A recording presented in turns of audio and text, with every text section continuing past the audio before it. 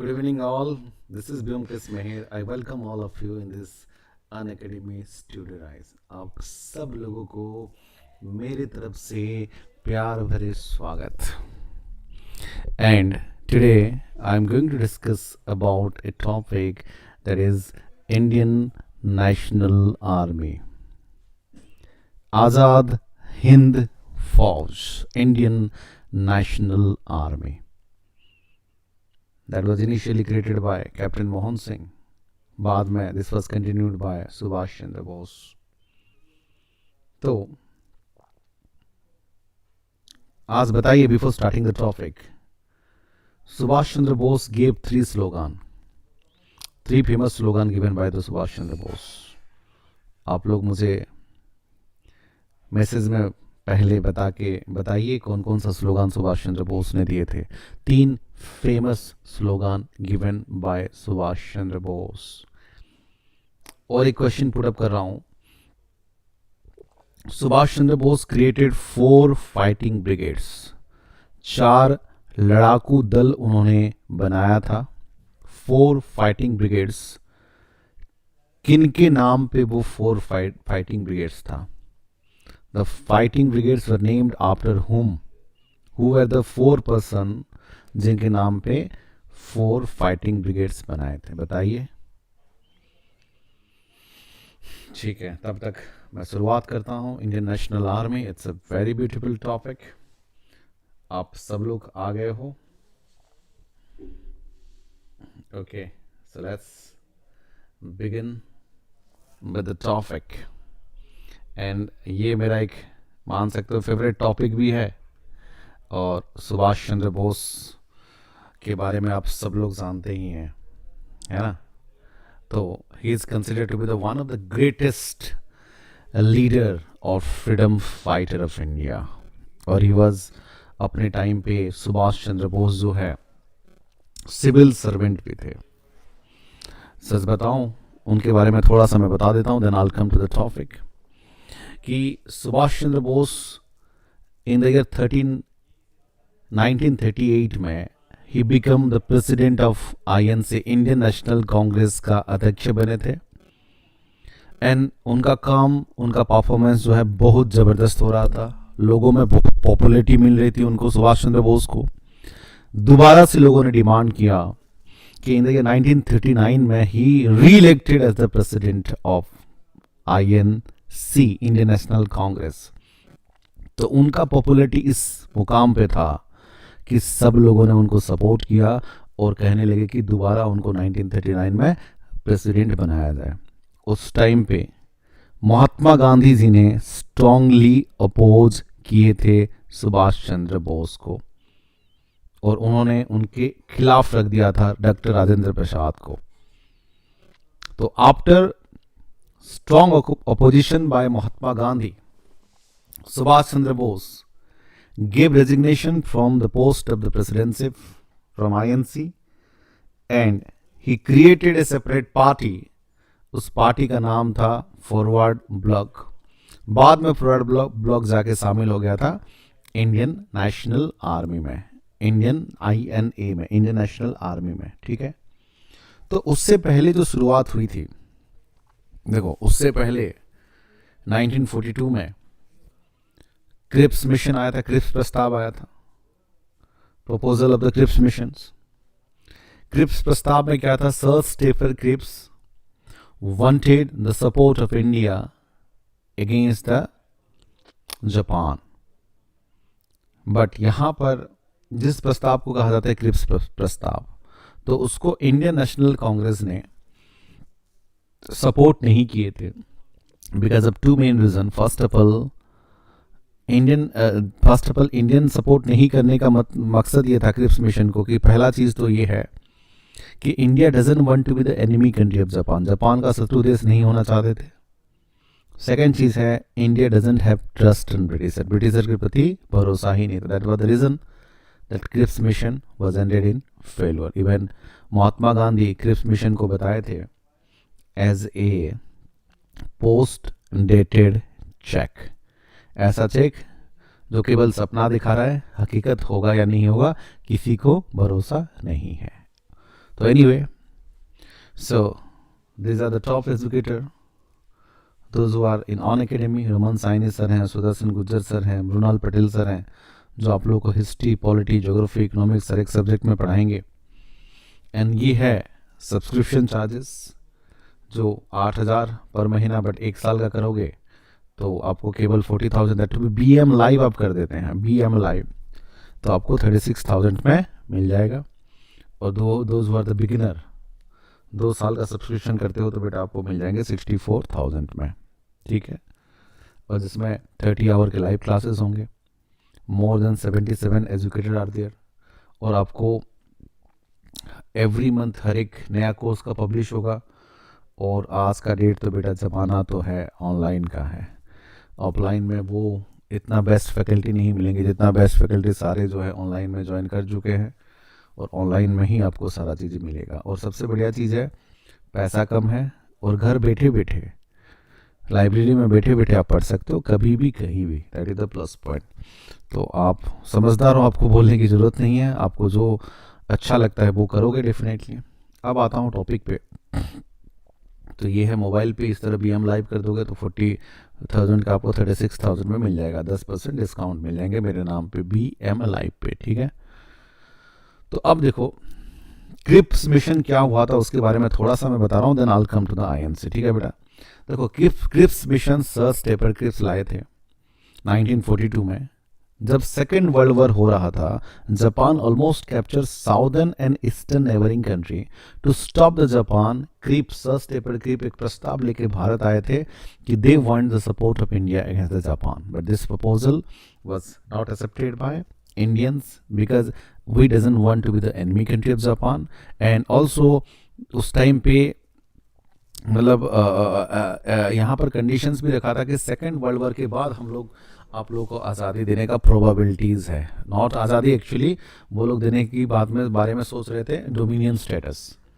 तो यहाँ पर एक फ़नी सा चीज़ हुआ था कि डोमिनियन स्टेटस की मांग करो. हम लोग तो 1929 में पूर्ण स्वराज की मांग किए हैं, तो डोमिनियन स्टेटस तो सवाल ही नहीं उठता.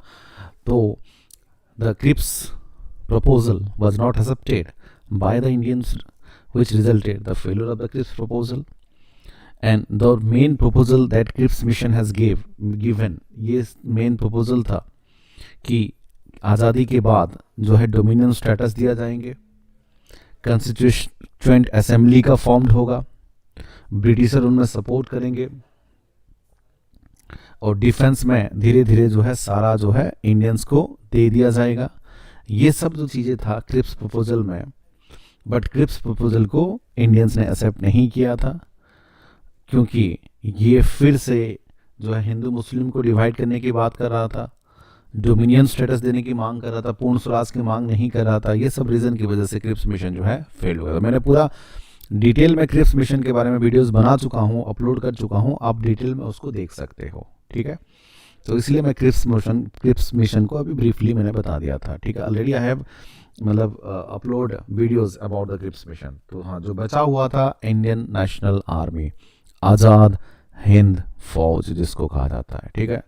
देखिए आज़ाद हिंद फौज के बारे में देखो कि Subhash Chandra Bose was born on 23rd January 1897 at Cuttack. ये सटक नहीं है बेटा, ये कटक है. कटक कहाँ पे है बेटा बताओ, किसको पता है कटक कहाँ पे है? बताइए, जरूर बताइए, कटक कहाँ पे है?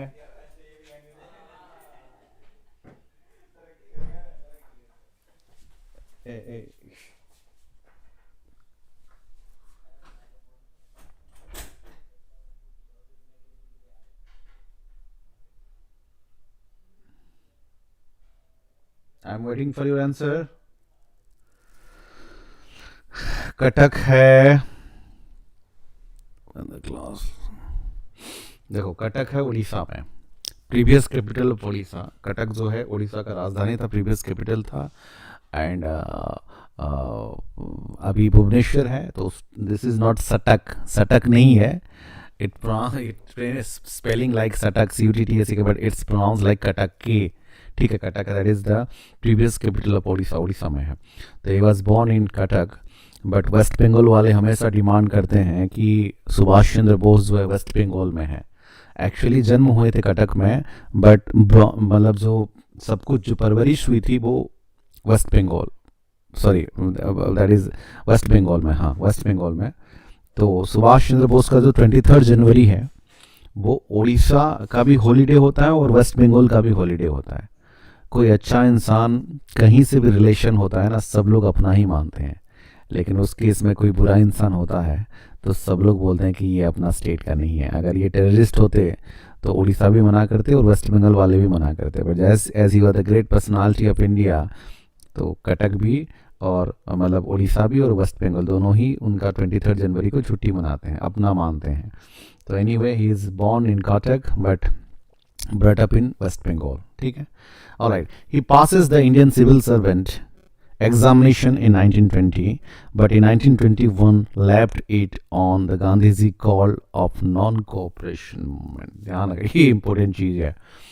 सिविल सर्विस जब जो है उसके बारे में आप लोगों को क्या बताऊं, आप लोग तो खुद स्टूडेंट एस्पिरेंट हो सिविल सर्विस के बारे में। तो देखो तब से लेकर 1920 से लेकर अभी कितना 2020 हो गया, 100 साल हुआ। The craze about civil service examination कभी कम नहीं पड़ा है। मतलब एक फनी चीज है, 1920 से लेकर 2020 तक 2020 तक 100 साल हो गया, उस टाइम पे भी civil servant examination, service examination was considered to be the toughest examination, number 1 examination of India, और प्रेजेंटली भी एशिया का सबसे टफेस्ट एग्जामिनेशन माना जाता है इंडियन सिविल सर्विस एग्जामिनेशन। आप लोगों को पता होगा, नॉट ओनली इंडिया, एशिया का सबसे toughest examination. This is considered the mother of all the competitive examination. आप उस चीज़ की तैयारी कर रहे हो, फर्स्ट ऑफ ऑल तो तैयारी कर रहे हो, वो भी बड़ी चीज़ है, क्योंकि सब लोग सोच नहीं पाते हैं तैयारी करने के बारे में। तो मतलब देखो, मेरे कहने का मतलब है बेटा, बहुत सारे जैसे कि बीच में बहुत एमबीए करने वाले आए थे, बीच में आईटी सेक्टर का पूरा ज़बरदस्त बूम था, एमबीए करने वालों का ज़बरदस्त बूम था, सीए करने वालों का ज़बरदस्त बूम था। और देखो जैसे कि एमबीए करने वालों का बीच में ज़बरदस्त बूम था, जितने भी एमबीए किए थे बहुत अच्छे अच्छे जगह पे प्लेसमेंट हुआ, धीरे धीरे वो डाउनफॉल हो गया। बीच में सॉफ्टवेयर आईटी में इतना ज़्यादा बूम था, ज़बरदस्त था, फॉरेन प्लेसमेंट होती थी, फिर धीरे धीरे वो डाउन चला आया। बीच में सीए वालों का बहुत ज़बरदस्त था, फिर डाउन चला आया। बट सिविल सर्विस एक ऐसा पोस्ट है, मतलब हमेशा बूम पे है, डाउन कभी हुआ ही नहीं है। सो ये अच्छी बात है। मतलब सालों साल से जो P P P P P P की बात करते हैं ना, P for prestige, P for power, P for पैसा, पैसा भी मिलता है, P for prosperity, P for piece, P for progress. तो पी पी पी पी वाला जो चीज़ें है ना, वो हमेशा मतलब चाहे पीस हो, चाहे प्रॉस्पेरिटी हो, चाहे प्रोग्रेस हो, चाहे पैसा हो, चाहे पावर हो, तो ये सब जो है बेटा सिविल सर्विस आपको दिलाएगा। तो उस चीज़ के लिए 10-12 घंटा का मेहनत तो बेटा बहुत कम है। मैं हमेशा बच्चों को बोलता हूँ बेटा 12 घंटा का मेहनत तो 12 आवर्स पढ़ाई तो दिन में होना चाहिए, ठीक है, डेफिनेटली होना चाहिए, इतना तो बनता है, क्योंकि ये आज भी टफेस्ट एग्जामिनेशन में काउंट होती है, तो इतना तो मेहनत बनता है। एनीवे, सो 1920 में हुए थे सिविल सर्वेंट, बट 21 में ही उन्होंने अपना जॉब छोड़ दिया था, क्योंकि गांधी जी उस टाइम पे डिक्लेयर कर दिए थे 20 से 22 के बीच में असहयोग आंदोलन, non cooperation movement. Non cooperation movement का जो चीज़ें था, स्वदेशी चीज़ों का इस्तेमाल एवं विदेशी चीज़ों का बहिष्कार, तो जिसमें वही चीज़ें रिपीट हुई थी। जितने भी teachers and professor those were working in the British school and colleges, they give the resignation. जितने भी गवर्नमेंट एम्प्लॉयज थे, दे गिव द रेजिग्नेशन। जितने भी lawyer those were working under British court, they give the resignations. तो ये चीज़ें repeat हुई थी। तो उसी दौरान सुभाष चंद्र बोस ने भी जो ब्रिटिश का जो ये सिविल सर्वेंट पद था उसको छोड़ दिए थे because of the non cooperation movement, and he also participate in the non cooperation. Then एक घटना हुई थी 1939 में, he was elected as the president of INC, Indian national Congress, भारतीय राष्ट्रीय कांग्रेस का प्रेसिडेंट बने थे एट इट हरिपुरा सेशन में उनको प्रेसिडेंट बनाया गया था। एंड एक मिनट, उसके बाद देखो हरिपुरा सेशन में उनको प्रेसिडेंट बनाया गया था। Then in 1939 and again he was the president of Tripura in 19 देखो 38 में हरिपुरा सेशन का बने थे 1938 में. Then again in the year 1939 he was elected the president of its Tripura. दोबारा से 1939 में उनको प्रेसिडेंट बनाया गया था. बट एक मिनट,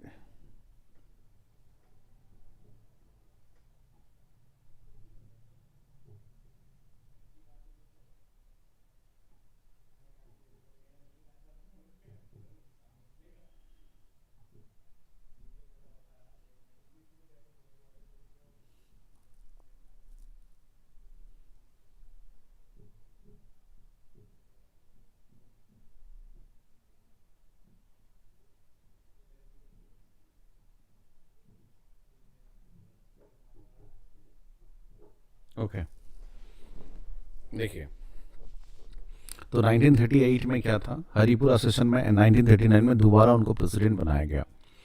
तो दोबारा जब बनाया गया था, देखो गांधी जी का जो प्रिंसिपल था नॉन वायलेंस और सुभाष चंद्र बोस का था वायलेंस. उनका मानना था कि आज़ादी हमें ब्रिटिशर को भीख में हमें आज़ादी नहीं चाहिए और ब्रिटिशर के खिलाफ हम गिड़गिड़ाएंगे नहीं, जरूरत पड़ा तो उनके खिलाफ लड़ेंगे, उनको खदेड़ेंगे, भारत से विदा करेंगे कंप्लीटली. और आज़ादी ऐसा एक चीज है, आप रिक्वेस्ट करोगे, सेल्फ गवर्नमेंट की डिमांड करोगे, स्वराज की डिमांड करोगे, डोमिनियन स्टेटस की डिमांड करोगे, तो वो ये सब देंगे, बट पूर्ण स्वराज कंप्लीट इंडिपेंडेंट कभी नहीं देंगे. हालांकि उनका जो एटीट्यूड था ब्रिटिशर्स का, दुश्मन का, उनको पूरा उनका नस पता था कि ये लोग ऐसे जाने वाले नहीं हैं. चाहे वो सेल्फ गवर्नमेंट दे सकते हैं, स्वराज दे सकते हैं, डोमिनियन स्टेटस दे सकते हैं, बट पूर्ण स्वराज कभी नहीं देंगे. बट महात्मा गांधी ये चीजें समझ नहीं पा रहे थे. महात्मा गांधी को लग रहा था कि उनसे रिलेशनशिप अच्छा करेंगे, ब्रिटिशर के साथ अच्छे से बर्ताव करेंगे, नॉन वायलेंस करेंगे, रिक्वेस्ट करेंगे, तो धीरे धीरे हम आज़ादी करके चले जाएंगे. अरे बेटा, पूरा देश को जो 400 साल से पूरे वर्ल्ड को रूल कर रहे हैं ब्रिटिशर्स, पूरे ऑल ओवर द वर्ल्ड में वो छाए हुए थे, मोर देन 70 कंट्रीज को वो ऑलरेडी रूल कर चुके हैं, तो भारत को ऐसे कैसे छोड़ के चले जाएंगे. तो महात्मा गांधी दुश्मन को समझने में उनको मुश्किल हो रहा था, बट सुभाष चंद्र बोस उनका नस को पकड़ लिए थे. ब्रिटिशर का इंटेंशन को उनको पता चल गया था. उनको पता चल गया था कि ब्रिटिशर ऐसे जाने वाले नहीं है, उनको भगाना ही पड़ेगा. That's why he was not the supporter of Mahatma Gandhi. Gandhi ji का जो प्रिंसिपल, हालांकि गांधी जी को बहुत रेस्पेक्ट करते थे, ऐसे बात नहीं है, गांधी जी को बहुत रिगार्ड्स था, बहुत रेस्पेक्ट करते थे, बट उनका जो फिलोसॉफिकल जो थॉट है उसको वो सपोर्ट नहीं करते थे. क्योंकि गांधी जी का जो फिलोसॉफी था बेटा, जो नॉन वायलेंस था, वो सब लोग सपोर्ट नहीं कर रहे थे. इनफैक्ट आज के डेट में कई लोग ऐसे हैं जो कि गांधी जी का नॉन वायलेंस वाला नीति को फॉलो नहीं करते हैं. टीट फॉर टैट, जैसा को तैसा. यहाँ पर सुभाष चंद्र बोस, भगत सिंह, ये सब का पर्सनालिटी ऐसा था कि उनको ब्रिटिशर को भगाना है, खदेड़ना है, निकालना है, तब जो है भारत को आज़ाद मिलेगा. ऐसे वो लोग नहीं देंगे कभी. तो ये एक अच्छी सोच थी. बट जब सुभाष चंद्र बोस को दोबारा इलेक्ट किया गया त्रिपुरा सेशन में as a president of INC, Mahatma Gandhi ने स्ट्रांगली अपोज किए थे सुभाष चंद्र बोस को. और एक बड़े पैमाने पर लीडर महात्मा गांधी जैसे लोग सुभाष चंद्र बोस को अपोज किए थे. ये चीजें सुभाष चंद्र बोस को अच्छा नहीं लगा था. पर्सनल लेवल पे वो हर्ट हुए थे. And he decided to give resignation from the presidency of INC. And उन्होंने डिसाइड किया और आईएनसी के पद से रिजाइन दे दिया था. और उस टाइम पे सुभाष चंद्र बोस के अपोज में खड़े थे राजेंद्र प्रसाद, जो कि महात्मा गांधी के ही कैंडिडेट थे. तो after the strong opposition of Mahatma Gandhi, Subhash Chandra Bose gave resignation from the post of the INC, from the post of the Indian National Congress, and he formed a separate party. उस party का नाम है forward block. ये जो separate party है, उस party का नाम बना था forward block in the year 1939 में. ध्यान रखना, इन द ईयर 1939 में, ठीक है. But he had resign from Tripuri, a small village in the district Jabalpur of Madhya Pradesh due to the difference with Gandhi ji. तो उन्होंने वहाँ से रिजाइन कर दिया था। एंड जो त्रिपुरी है एक स्मॉल डिस्ट्रिक्ट जबलपुर डिस्ट्रिक्ट के मध्य प्रदेश, जबलपुर है मध्य प्रदेश में, तो वहाँ से उन्होंने अपने रिजाइन कर दिया था और उन्होंने शुरुआत कर दी थी Forward Bloc. And in 1941 he escaped to Berlin to meet Hitler. 1941 में उस टाइम पे सेकेंड वर्ल्ड वॉर का युद्ध चल रहा था, पूरे वर्ल्ड में पूरा मातम चल रहा था, पूरे वर्ल्ड में पूरा लड़ाई चल रही थी। तो हिटलर के पास गए थे। और हिटलर के बारे में तो मैंने बताया है सेशन में, वर्ल्ड वॉर 2 देखी है, जबरदस्त तरीके से मैंने हिटलर के बारे में बताया टोटल में। तो हिटलर जो है he wanted to not only capture Germany, not only capture Europe, and he wanted to capture all over the world.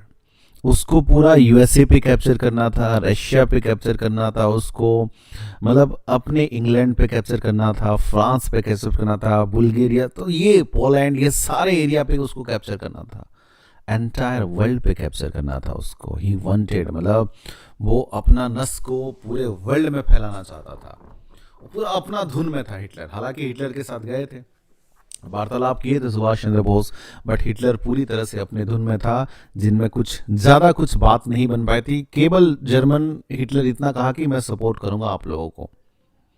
सच बताऊं तो सुभाष चंद्र बोस बहुत बड़े पर्सनालिटी हैं, बट थोड़ा सा किस्मत ने उनको साथ नहीं दिया था। मैंने total, as I am from also Odisha, तो मैंने पूरे डिटेल में सुभाष चंद्र बोस के बारे में स्टडी की है, पूरा डिटेल इन डेप्थ स्टडी की है।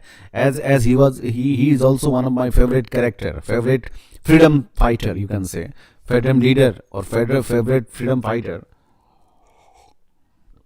तो उनके बारे में इन डेप्थ स्टडी की है। और हिटलर के बारे में भी एक मतलब इंटरेस्टिंग कैरेक्टर है वर्ल्ड का, तो उनके बारे में मैंने थोड़ा सा इन डेप्थ स्टडी की है। देखिए, तो सुभाष चंद्र बोस को मैं ये बोलता हूँ किस्मत ने साथ नहीं दिया, अदरवाइज आज के डेट में होते, मतलब उस टाइम पे जवाहरलाल नेहरू, महात्मा गांधी, सरदार पटेल, ये सब लीडर से वो टॉप क्लास के लीडर थे, हाई लेवल का लीडर थे, बट थोड़ा सा किस्मत ने उनको साथ नहीं दिया था।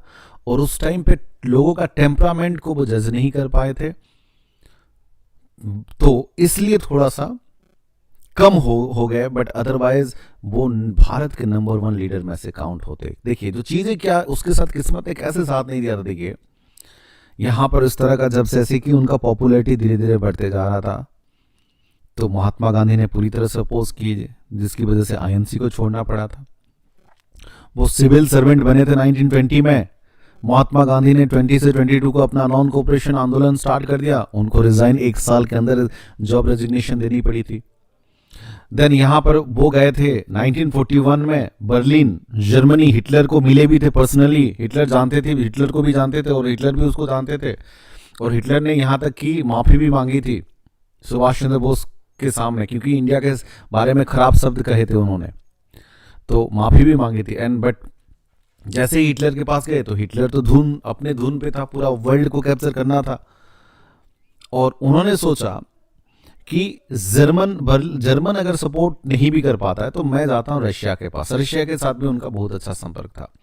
और जैसे ही वो रशिया जाने वाले थे, बीच में हिटलर ने रशिया के ऊपर आक्रमण कर लिया, जर्मनी ने रशिया के ऊपर आक्रमण कर लिया। तो उसका मतलब देखो, अगर जर्मनी रशिया के ऊपर आक्रमण कर रहा है तो बेटा ऑटोमेटिकली रशिया जो है जर्मन के खिलाफ हो जाएगा, और जर्मन के जो खिलाफ होगा वो ब्रिटिशर को सपोर्ट करेगा, और जो ब्रिटिशर को सपोर्ट करेगा वो हमें सपोर्ट नहीं करेगा। हालांकि देखो इंडिया और रशिया का बहुत अच्छा रिलेशनशिप है, no doubt about that, but try to understand my point. अब बेटा ब्रिटिशर को भारत से भगाना है तो ब्रिटिशर का दुश्मन ही हमें सपोर्ट करेंगे ना। जैसे कि जापान सपोर्ट कर सकता है, जैसे कि इटली सपोर्ट कर सकता है, जैसे कि जर्मनी सपोर्ट कर सकता है, बुल्गारिया, ऑस्ट्रेलिया, ये सब सपोर्ट कर सकता है। तो जो ब्रिटिशर को सपोर्ट कर रहे हैं सेकेंड वर्ल्ड वॉर में, लाइक फ्रांस है, अब रशिया भी सपोर्ट करने लगा, यूएसए, ये सब लोग उस टाइम पे तो सपोर्ट नहीं करेंगे हमें। तो यहाँ पर Russia, initially Russia was not part of the Second World war, but Russia जैसे ही हिटलर जाने वाले थे तो जर्मनी ने रशिया के ऊपर हमला कर दिया था, और जर्मनी हमला करने के कारण वो जर्मनी के खिलाफ हो गया रशिया, और रशिया सपोर्ट करने लगा ब्रिटेन को। और जब रशिया सपोर्ट करने लगा ब्रिटेन को तो वो तो हमें नहीं करेगा, इंडिया को, तो बीच में वो रास्ता भी बंद हो गया। फिर फाइनली गए थे जापान को, और जापान में अपना आर्मी बनाया था। और जैसे ही जापान में अपना आर्मी बनाए थे, उन्होंने नारा दे चुके थे दिल्ली चलो, तो तुम मुझे खून दो मैं तुम्हें आज़ादी दूंगा, जय हिंद, ये नारा जो मैंने आप लोगों को सवाल किया था कि कौन कौन से नारा सुभाष चंद्र बोस दिए थे, तुम मुझे खून दो मैं तुम्हें आज़ादी दूंगा, जय हिंद। हाँ, तो मैं बात कर रहा था, और दिल्ली चलो, तो मैं बात कर रहा था जैसे ही जापान में अपना आर्मी सारा सेट किए थे और उनका आर्मी लाने ही वाले थे इंडिया में, उनका अचानक से डेथ हो गया था, प्लेन क्रैश हो गया था ऑफिशियल। हालांकि उनका डेथ के बारे में कई सारी कंट्रोवर्सी हैं। कुछ कुछ लोग मानते हैं, कुछ रिपोर्टर मानते हैं, कुछ हिस्टोरियन मानते हैं कि वो उस टाइम पे जिंदा थे, अपने आप को खुद ही फेक रिपोर्ट बताया था। तो ये बहुत सारी कहानियां उनके डेथ से जुड़ी है, ठीक है, मैं बताऊंगा उनके डेथ से कहानियां कैसे कैसे जुड़ी है, कि अलग अलग रिपोर्टर का अलग अलग व्यूज़ है, अलग अलग हिस्टोरियन का अलग अलग व्यूज़ है about it, but official report जो है उनका प्लेन क्रैश हुआ था, ठीक है। तो ये जो है किस्मत ने साथ नहीं दिया, सिविल सर्वेंट होने के बाद रेजिग्नेशन, प्रेसिडेंट होने के बाद फिर से रेजिग्नेशन, देन अगेन जर्मनी गए थे, सेकेंड वर्ल्ड वॉर में वो बिजी था, रशिया के जाने वाले थे वहाँ पर वो बिजी था, फिर जापान गए थे, आर्मी बनाए थे, फिर आने वाले थे, वहाँ पे किस्मत साथ नहीं दिया। तो बेसिकली उनको किस्मत ने थोड़ा सा साथ नहीं दिया था, otherwise he is considered to be one of the greatest leader. देखो, in Germany the Indian community held him as Netaji and greet him with the slogan जय हिंद। देखो, जर्मनी में उनको पूरा ज़बरदस्त तरीके से स्वागत भी किया गया था, एंड उनको नेताजी के हिसाब से संबोधित किया गया, आज के डेट में भी नेताजी कहा जाता है। एंड जो स्लोगान लगा था जय हिंद, ध्यान रखना, तो जय हिंद, तुम मुझे खून दो मैं तुम्हें आज़ादी दूंगा, give me blood I will give you freedom, and Delhi चलो, ये तीनों slogan that was given by Subhash Chandra Bose. From Berlin radio he regularly broadcast to Indian urging him countryman to rise against the Britishers. Berlin ने भी पूरी तरह से उनको support किया था, ऐसे बात नहीं कि सपोर्ट किया था, पूरी तरह से। और वहाँ के जो ब्रॉडकास्ट में, उस टाइम पे तो बेटा टीवी चैनल थे नहीं, ब्रॉडकास्ट ही हुआ करते थे, तो वहाँ पे ही अपने देशवासियों को वो संबोधन करते थे ब्रिटिश गवर्नमेंट के खिलाफ किस तरह से लड़ा जाए उसके बारे में। At the time, Rasbihari Bose was busy in organizing a notable organization in the name of Indian Independent League in Japan to help the end of the British rule in India। तो same उसी प्रकार जो incident है, रासबिहारी बोस, ठीक है, वो एक organisation का गठन कर रहे थे जिसका नाम है इंडियन इंडिपेंडेंट लीग, IIL जिसको कहा जाता है, इंडियन इंडिपेंडेंट, कहाँ पे, जापान पे कर रहे थे, जो कि ब्रिटिश गवर्नमेंट के खिलाफ वो बना रहे थे अपना army. And Rashbehari Bose converted two conference on at Tokyo in March 1942 and the second is Bangkok in June 1942। तो एंड रासबिहारी बोस का भी काफ़ी बड़ा योगदान रहा है भारत के इतिहास में। तो उन्होंने एक दो कॉन्फ्रेंस की थी 1942 में टोक्यो में, मार्च के महीने में, और जून के महीने में बैंकॉक में। And the revolutionary assembled in the conference decided to form an international army, Azad Hind Force, for the liberation of India from the British rule। तो यहाँ पर जो इंडियन नेशनल आर्मी है, आज़ाद हिंद फौज है, कॉन्फ्रेंस में पार्टिसिपेट करेंगे और उनको किस तरह से मोटिव किया जाएगा, ब्रिटिश गवर्नमेंट के खिलाफ किस तरह से लड़ेंगे, उस चीज़ों के बारे में बातचीत होगी। देखो, एक चीज़ अगर यहाँ पर बहुत बच्चे गलत करते हैं कि अगर पूछा जाए INA के फाउंडर कौन है, तो बहुत लोग सुभाष चंद्र बोस को मारते हैं या फिर रासबिहारी बोस को क्लिक करते हैं। ध्यान रखना, INA का जो गठन किए थे वो है captain Mohan Singh, he was the founder of the INA, ठीक है, ध्यान रखना, ये जो है captain Mohan Singh was the founder of INA and primarily responsible for the raising of army. And Indian national army was originally founded by captain Mohan Singh in Singapore on September 1942 with Japan India's POWs। देखो, तो INA का अगर पूछा जाए कि हुआ the founder, तो होगा इंडियन नेशनल आर्मी का फाउंडर होंगे कैप्टन मोहन सिंह। कहाँ पे? सिंगापुर में। कब? सितंबर 1914। ये चीजें ध्यान रखें। सुभाष चंद्र बोस या रास बिहारी बोस नहीं है। बाद में सुभाष चंद्र बोस जो है प्रेसिडेंट बने थे, बट पहला जो कहा गया कि फाउंडर कौन है, तो बेटा कैप्टन मोहन सिंह होगा। General Tojo, the Japan Prime Minister, made a declaration in the direct support of Indian independence। मतलब जो जापान के प्रधानमंत्री थे तोजो ने यहां तक भी कह दिया था कि वो पूरी तरह से इंडियन इंडिपेंडेंस में सपोर्ट करेंगे इंडिया को। किसके खिलाफ? ब्रिटिश के खिलाफ। And but beyond the Japanese were they only prepared to treat the INA as a subsidiary forces rather than allied forces. मतलब आईएनए को अगर सेकेंड वर्ल्ड वॉर में पार्टिसिपेट अगर नहीं भी करते हैं तो भी एक अलग लेवल पे उनको जो है समर्थन किया जाएगा। As Mohan Singh institute an autonomy and allied status, he was removed from the commander and put under the arrest.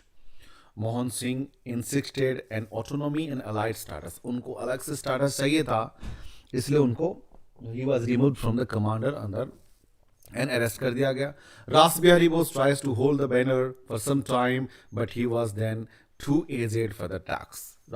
after the captain Mohan Singh, रास बिहारी बोस उस चीज को संभाले थे, उसके बाद जो है उनका एज होने की वजह से उनको हटा दिया गया। And in July at the meeting at Singapore, Ras Bihari Bose handed over the control of the organisation to Subhash Chandra Bose. ध्यान रखना, तो पहले जो है कैप्टन मोहन सिंह आए थे, उसके बाद जो है रास बिहारी बोस, उनका एज ज़्यादा हो रहा था, उसके बाद आए थे सुभाष चंद्र बोस, किसको संभालने के लिए? आज़ाद हिंद फौज, इंडियन नेशनल आर्मी को। तो Subhash Chandra Bose the president of Indian national Army as well as the president of Indian Independent League. तो सुभाष चंद्र बोस जो दोनों लीग था, एक है इंडियन नेशनल आर्मी आईएनए आज़ाद हिंद फौज, और एक है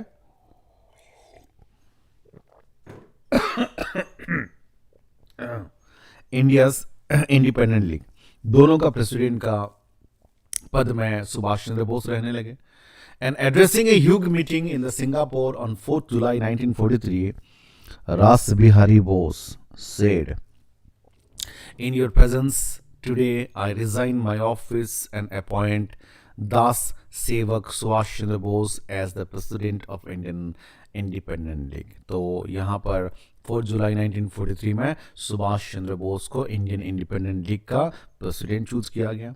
Gradually the number of INA men began to grow greatly. Assuming the commander of INA, he gave the famous battle cry, Delhi चलो। तो जैसे ही सुभाष चंद्र बोस संभाले थे, लीडरशिप की थी, तो जो आर्मी के लोग थे, आईएनए के जो लोग थे, उनका संख्या बढ़ गया धीरे धीरे, और उन्होंने स्लोगान दिया था दिल्ली चलो। दिल्ली चलो मतलब इंडियन आर्मी जो जापान में थे, जो आउटसाइड द कंट्री थे, उनको दिल्ली आना था और ब्रिटिशर को खदेड़ना था, भगाना था। उसका मतलब ये है कि दिल्ली चलो।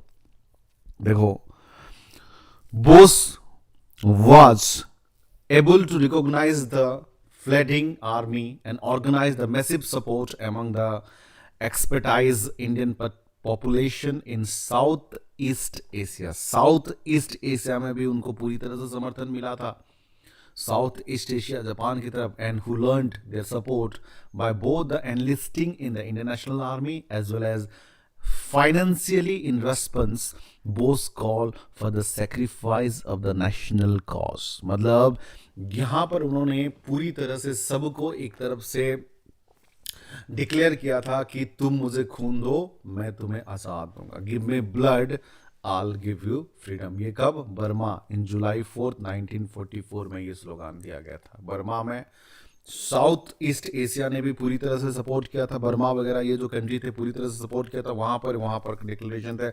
जब भारत स्वतंत्रता के लिए संघर्ष था और नेताजी आज़ाद हिंद फौज के लिए सक्रिय थे, तब आज़ाद हिंद फौज में भारतीय होने आए सभी युवक युवती को संबोधित करते हुए नेताजी ने, सुभाष चंद्र बोस ने कहा, तो मुझे खून दो, मैं तुम्हें आज़ादी दूंगा। ठीक है, तो यहाँ पर सिंपल सी बात की गई है। उनका जो स्लोगान था, give me blood, I give you freedom. तो मुझे खून दो, मैं तुम्हें आज़ादी दूंगा। ये बर्मा में कहे गए थे जुलाई 4 में 1944 में।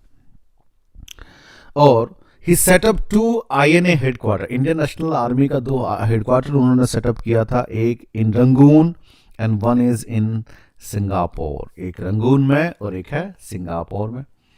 And Andaman and Nicobar Island were captured by the Japanese and handed over by them to INA. तो अंडमान निकोबार आइलैंड को कैप्चर जापानीज किए थे, उसके बाद उसको INA को दे दिया गया. Andaman was named as the Shaheed Dweep and Nicobar was the Swaraj Dweep. तो अंडमान को शहीद द्वीप और निकोबार को स्वराज द्वीप कहा गया. Tricolour flag was hosted on 30 दिसंबर 1943. जो तिरंगा पताका है, ट्राइकलर फ्लैग है, उसको फहराया गया था 13 दिसंबर 1943 में. They capture many parts of British India and seize Imphal but failed miserably. ठीक है, उन्होंने ब्रिटिश का कई सारे पार्ट को कैप्चर किया था एंड सीज इम्फाल को सीज कर दिया था, बट फेल्ड मिजरेबली हार भी गए थे. In his address on Singapore Radio 6 July 1944, he has addressed Mahatma Gandhi as the father of the nation. तो जो महात्मा गांधी को आज जो टाइटल मिलता है फादर ऑफ द नेशन, राष्ट्रीय पिता, तो this was given by Subhash Chandra Bose. ये चीज़ें, ये पॉइंट ध्यान रखना कि 6 जुलाई 1944 में सिंगापुर में सुभाष चंद्र बोस ने एड्रेस किए थे Mahatma Gandhi as a father of the nation, राष्ट्रीय पिता जिसको बोलते हैं, फादर ऑफ द नेशन का टाइटल मिला था महात्मा गांधी को, और this was given by Subhash Chandra Bose. देखिए, तो यहाँ पर देखो, नो डाउट कि there was conflict between Mahatma Gandhi and Subhash Chandra Bose. मतलब अंदर ही अंदर कोल्ड वार चल रहा था, बट फिर भी सुभाष चंद्र बोस का ग्रेटनेस देखिए, वो उनका रिगार्ड्स, उनका रेस्पेक्ट महात्मा गांधी के प्रति कम नहीं हुआ था. और सुभाष चंद्र बोस जब प्रेसिडेंट भी बने थे, उन्होंने 4 फाइटिंग ब्रिगेड्स बनाया था. एक है गांधी फाइटिंग ब्रिगेड्स, दूसरा है नेहरू फाइटिंग ब्रिगेड्स, तीसरा है सुभाष फाइटिंग ब्रिगेड्स, और चौथा है रानी लक्ष्मीबाई फाइटिंग ब्रिगेड्स. तो Gandhi, Nehru and Subhash fighting brigade जो है वो मतलब that is for the male, और जो रानी लक्ष्मीबाई फाइटिंग ब्रिगेड था that is only exclusively for the women, महिलाओं के लिए था. तो मेरे कहने का मतलब ये है कि चाहे जितना भी कोल्ड वॉर अंदर ही अंदर चलता रहे सुभाष चंद्र बोस महात्मा गांधी के बीच में, बट एक रेस्पेक्ट जो है सुभाष चंद्र बोस का हमेशा गांधी जी के प्रति था. देखो, सुभाष चंद्र बोस का जो डेथ है ये बहुत बड़े लेवल पे कंट्रोवर्सी है. जैसे कि कुछ रिपोर्टर मानते हैं, ऑफिशियल रिपोर्ट तो ये है बेटा प्लेन क्रैश, बट कुछ लोग ऐसे भी मानते हैं कि सुभाष चंद्र बोस ने खुद से प्लेन क्रैश करवाए थे और वो छिप कर रह गए थे.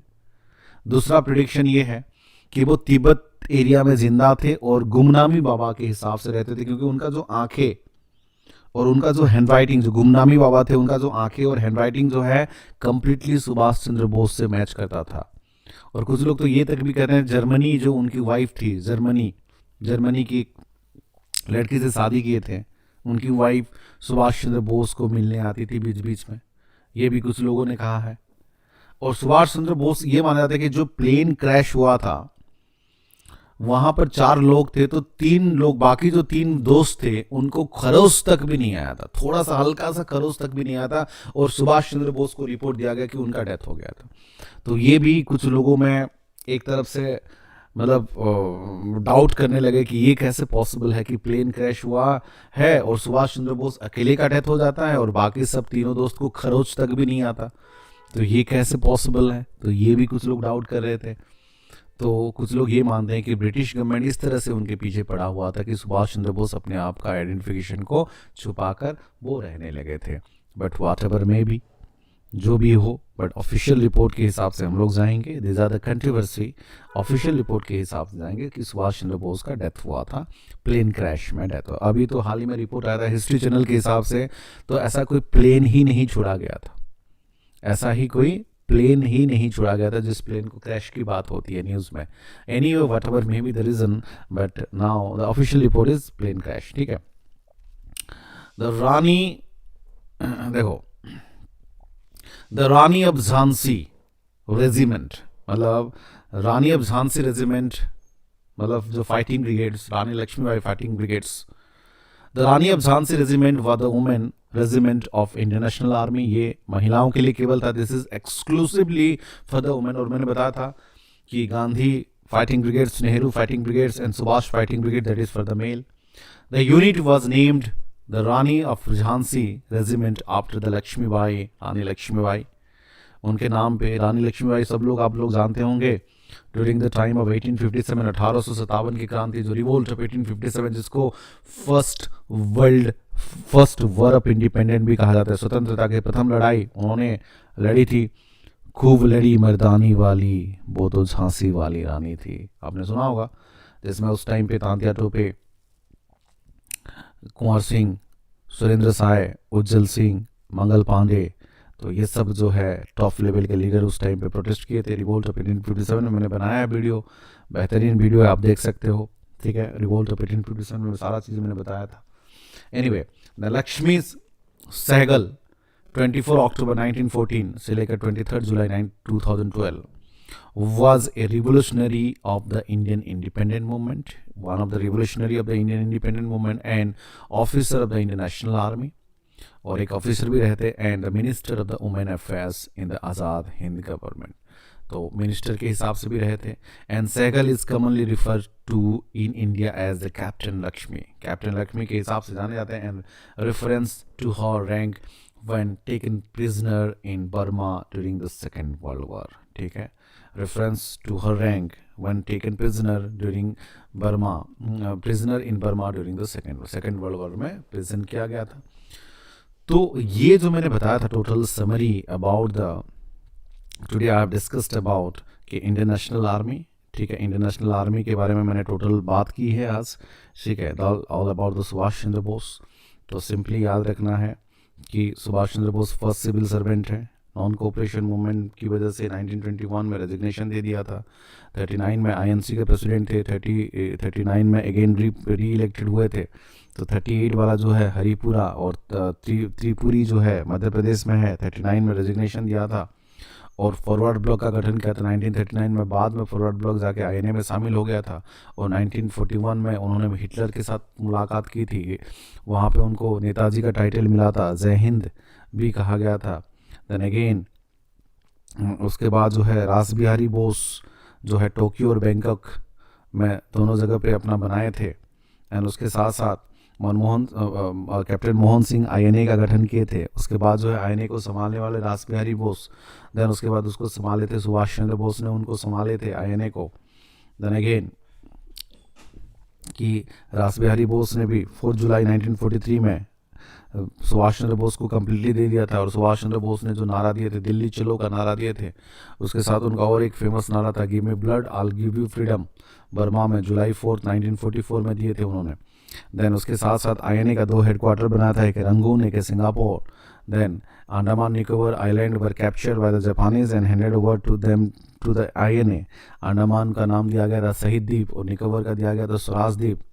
ट्राइकलर फ्लैग को होस्ट किया गया था 13 दिसंबर 1943 में। देन उसके बाद है महात्मा गांधी को father of the nation title मतलब दिए थे सुभाष चंद्र बोस में, कब 6 जुलाई 1944 में एट सिंगापुर रेडियो में उन्होंने कहा था। देन अगेन कि जो 4 फाइटिंग ब्रिगेड्स बनाए थे सुभाष, नेहरू एंड गांधी एंड रानी लक्ष्मीबाई, तो ये था रानी लक्ष्मीबाई के बारे में, ठीक है। So here we wrap up the session. Thank you all, have a nice day, take care. और कल मैं पढ़ाऊँगा कैबिनेट मिशन के बारे में। एक्चुअली ये टॉपिक मैं थोड़ा सा बीच में जिस दिन मैं कर रहा था उस दिन थोड़ा सा टेक्निकल गड़बड़ी आ गई थी आईएनए के टाइम पे, जब क्रिप्स मिशन मैंने पढ़ाया था, तो इसलिए मैं ये टॉपिक को थोड़ा सा मैंने बाद में कर दिया आईएनए। हालांकि क्रिप्स मिशन के साथ मैं आईएनए को करने वाला था, इंडियन नेशनल आर्मी को, तो बीच में उस दिन टेक्निकल गड़बड़ी हो गई थी, तो उस दिन ये टॉपिक छूट गया था। तो मैंने आज ये टॉपिक आईएनए को ख़त्म कर दिया है। अगले क्लास में मैं करूँगा आप लोगों का कैबिनेट मिशन, ठीक है बेटा। So thank you all, have a nice day, GST, good night, sweet dream and take care.